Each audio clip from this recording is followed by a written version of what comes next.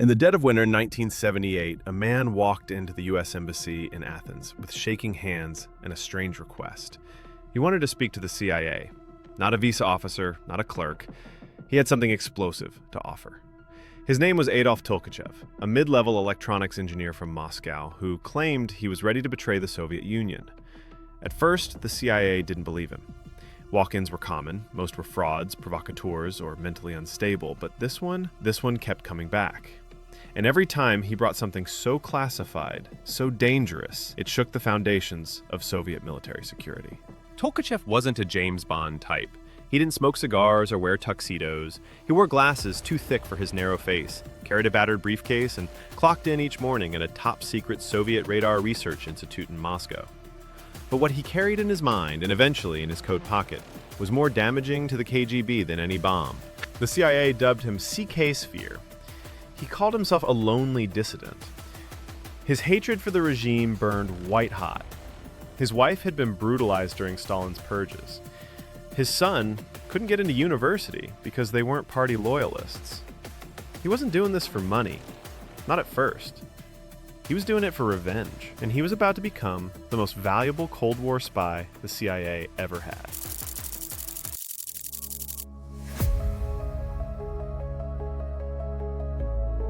Over the next 6 years, Tolkachev passed tens of thousands of pages of documents, blueprints, radar schematics, missile technology. At times, he copied so much classified material, he ran out of film. He took photographs in his car, in stairwells, in bathrooms. Once, in a flash of pure nerve, he snapped pictures of Soviet secrets inside the very building that designed them. And the damage? Devastating. Thanks to Tolkachev, the United States leapfrogged a decade of radar advancement. American fighter jets were fitted with countermeasures that rendered Soviet air defenses obsolete. Billions in military funding gone. Years of research neutralized. The Soviet Air Force blind and deaf. But Moscow had no idea. Every month, a CIA courier would meet Tolkachev near a wooded park or on the icy sidewalks outside his institute, usually around 7 a.m., always in silence. No eye contact, no talking. A briefcase would change hands. One time he smuggled documents inside a cereal box, another in a hollowed-out can of shoe polish. He even requested cyanide pills just in case. In return, the CIA gave him small tokens, books banned in the USSR, American rock records for his son, even blue jeans. Eventually, he asked for money, not for himself, but to bribe Soviet officials to keep him under the radar. The CIA agreed. He was too valuable to lose. In 1985, the operation shattered. The morning drop didn't happen. There were no more messages. Tolkachev had vanished. Inside Langley, alarms went off. Something was wrong. And then the worst-case scenario arrived in the form of a traitor. Two, in fact. Edward Lee Howard, a disgruntled former CIA officer who had been fired and vanished into Moscow, spilled names. And Aldrich Ames, still active inside the agency, sold Tolkachev's identity to the KGB for cash and revenge. The KGB arrested him that summer. No press, no trial, just silence. It wasn't until much later that the CIA learned the truth. Adolf Tolkachev had been executed in a prison basement, alone, likely with a bullet to the head. His family was never told, his name erased, his work buried behind red tape and fear. Here appears to be walking out of the car while a group is stalking him and kidnapping him. Everything was strictly planned without him knowing. The interesting thing is that everything was filmed. This was the last shot he saw, and then he disappeared.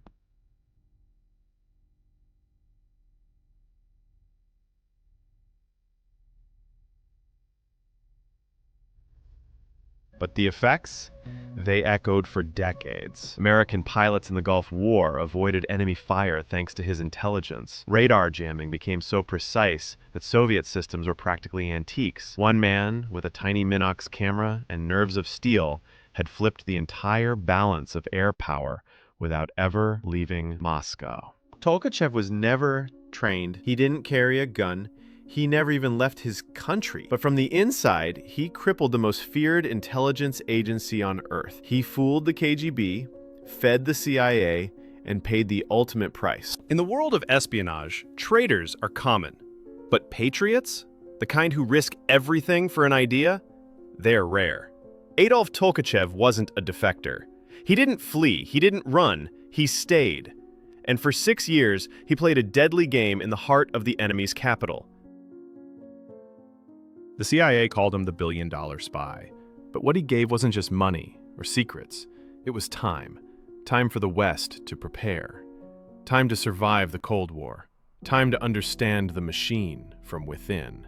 And all of it came from a man who, every morning, walked through a gray Soviet courtyard, past a bust of Lenin, and into a building where everyone smiled but no one could be trusted.